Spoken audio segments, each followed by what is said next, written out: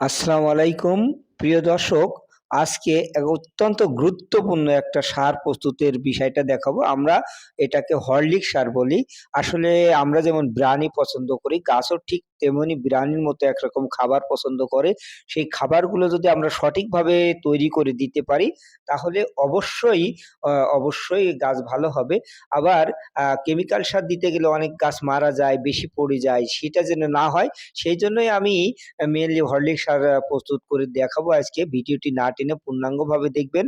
এই ভিডিওটি আপনাদের জন্য, আপনাদের অনুপ্রেরণা নিয়েই আমি সর্বদা ছুটে চলেছি। অফিস থেকে ফিরে এসেই এগুলো আপনাদের জন্য, আপনাদের কল্যাণের জন্য কাজ শুরু করি। তা যাই হোক, আমার ছাদে এটা আমি শুরু করতেছি। এটি কোনো হরলিক্স সার। হরলিক্স সারের ১ম কাজ হবে একটা, আপনারা এই যে মাপনি নিবেন, এটা হচ্ছে চায়ের কাপ।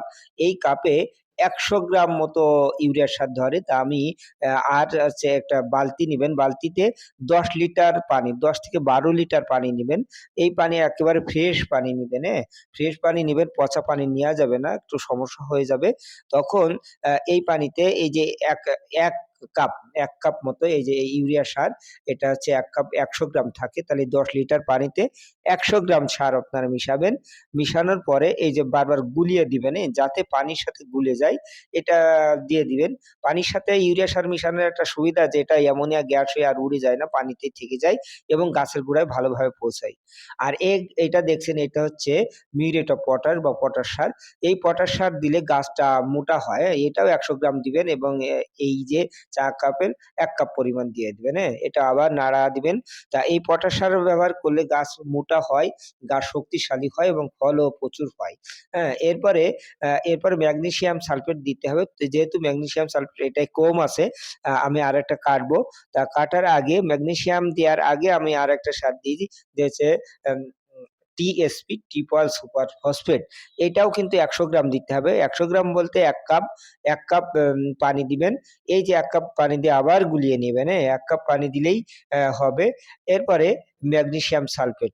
ম্যাগনেসিয়াম সালফেট এর এইটা কেন দিবেন জানেন? এই যে পাতায় একটা ছোপ দাগ পড়ে, হলুদ হয়ে যায়, ফল ভালো হয় না। এইজন্য ম্যাগনেসিয়াম সালফেটটা দিবেন, হ্যাঁ? ম্যাগনেসিয়াম সালফেট একটু কম লাগে। এইজন্য ১ কাপের অর্ধেকেরও কম দিবেন। ১ কাপের অর্ধেকেরও কম, সেটা হচ্ছে ম্যাগনেসিয়াম সালফেট দেন। এইভাবে দিয়ে পানির সাথে গুলিয়ে দেন, হ্যাঁ? পানির সাথে গুলিয়ে তারপরে সুন্দর করে মিশান, হ্যাঁ? মিশায়ে কিন্তু রেখে দিতে হবে। সাথে করতে পারবেন না। এ এ এরপরে আরেকটা দিতে হবে, যেমন হিউমিক অ্যাসিড। হ্যাঁ? হিউমিক অ্যাসিড কিন্তু কম লাগে। এটাও হচ্ছে ৩ ভাগের ১ ভাগ, অর্থাৎ ১ কাপের ৩ ভাগের ১ ভাগ দিবেন এবং হিউমিক অ্যাসিড গাছে দিলে যে খাদ্যগুলো দিচ্ছি, এই খাদ্যগুলো সহজে গাছ গ্রহণ করতে পারবে, অর্থাৎ খাবার উপযোগী যত ধরনের আম জীবাণু আছে, সেগুলোকে স্টিমুলেট করে, সক্রিয় করে তোলে এবং গাছ সহজে খাবার গ্রহণ করতে পারে। এটা হচ্ছে হিউমিক অ্যাসিড দিবেন, হ্যাঁ? হিউমিক অ্যাসিড দেওয়ার পরে আরো কেউ খোলও দিতে পারেন। তা যেহেতু আজকে আমার কাছে খোল নাই, খোল আমি দিব না।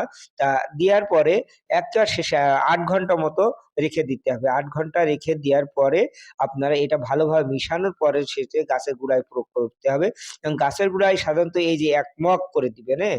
এটা ১০ লিটার ১০ টা গাছের জন্য কিন্তু প্রস্তুত করা হয়েছে বা ১০ টা মাদার জন্য প্রস্তুত করা হয়েছে। আর হাতে যেটা দেখছেন, এটা হচ্ছে বোরন। এই বোরন কিন্তু সাথে দেবেন না। একেবারেই উম এই যে ৮ ঘন্টা পরে যখন মিশাবেন, ৮ ঘন্টা পরে যখন গাছে দিবেন, দেওয়ার ঠিক ৫-৬ মিনিট আগে বোরনটা গুলে দিবেন। কারণ বোরন দীর্ঘ সময় থাকলে পানির সাথে কিন্তু বিক্রিয়া করতে পারে। পানির সাথে বিক্রিয়া করবে। এ কারণেই কিন্তু আপনারা ওই ৮ ঘন্টা আগে দিবেন না। সব উপকরণ মিশানোর পরে শেষে যেয়ে, একেবারেই শেষে যেয়ে এই যে বোরন মিক্সটা দিবেন। হুম, বোরন দিবেন হচ্ছে ১ চা চামচ। ১ চা চামচ বোরন দিলেই হবে। ১০ লিটারে ১ চা চামচ, অর্থাৎ ৪ থেকে ৫ গ্রাম বোরন দিলেই সুন্দর হবে, হ্যাঁ? এই যে বোরন দেওয়ার সাথে আপনারা গুলানোর পরেই আপনারা গাছের গোড়ায় দিয়ে দিবেন। আর এই সারটা পাতায় না দেয়াটাই বেটার। কারণ এখানে মিউরেট আছে, মিউরেট অফ পটাশ। পটাশ সার কিন্তু পাতায় লাগলে সমস্যা হয়ে যায়। গাছের গোড়ায় দিতে হবে। হ্যাঁ? গাছের গোড়ায় দিবেন এবং প্রত্যেকটা গাছের গোড়ায় একটা করে দিবেন। হ্যাঁ, এই যে ১ লিটার ১ লিটারের ১ লিটার করেই দিতে হবে। তা এই যে আমার এপাশে যে কচু বিশেষ করে এখানে লাউ গাছ দেখছেন। লাউ গাছের এখানে কেন দিবেন? এই যে ছোপ দাগ পড়ে দেখছেন? এখানে জিংকের অভাব আছে, আবার ম্যাগনেসিয়াম সালফেটের অভাব আছে। এই অভাবটা আর হবে না। গাছ এবং সহজে গ্রহণ করতে পারবে। কিছুদিন আগে আমার গাছটার স্বাস্থ্য খুবই খারাপ ছিল। আমি সকল প্রকার সার দেওয়ার পরে এই যে গাছে আবার দাঁড়িয়ে গিয়েছে।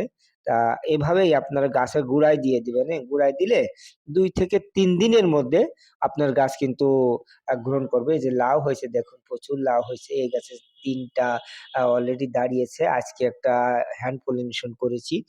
সেটাও হবে। তা তুলতে পারবো আশা করা যায়। মোট ১৪ টা লাউ হয়েছে আমার ছাদে। মোট ১৪ টা লাউ হচ্ছে এবং প্রচুর ফলন আসতেছে। তা এই ফলনগুলো আমি বেচে ফেলবো। একা তো এত খাওয়া যায় না।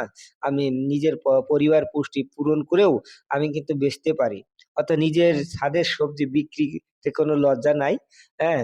আমার পাশেই বাজার আছে। বাজারে আমি নিয়ে যাই এবং নিয়ে যাওয়ার সাথে কিন্তু বিক্রি হয়ে যায়। নিজের বিক্রি হয়ে যায়। তা আপনারাও এভাবে ছাদ কৃষি করুন, ভালো লাগবে এবং কোনো সমস্যা থাকলে আমাকে বলবেন। আমি যেকোনো সময়, যেকোনো সময় আপনারা কল করতে পারবেন। আমার নম্বর WhatsApp এ দেওয়া আছে। আমার YouTube চ্যানেলটা দেখবেন। YouTube চ্যানেলটা আপনারা একটু শেয়ার করে দিবেন। কারণ শেয়ার করলে আমার আরো আগ্রহ বেড়ে যাবে। সবচেয়ে মজার বিষয় কি জানেন? এই যে বেডটা দেখছেন এটা ডবল বেড নিচে রোপণ করেছিলাম হচ্ছে লাল শাক।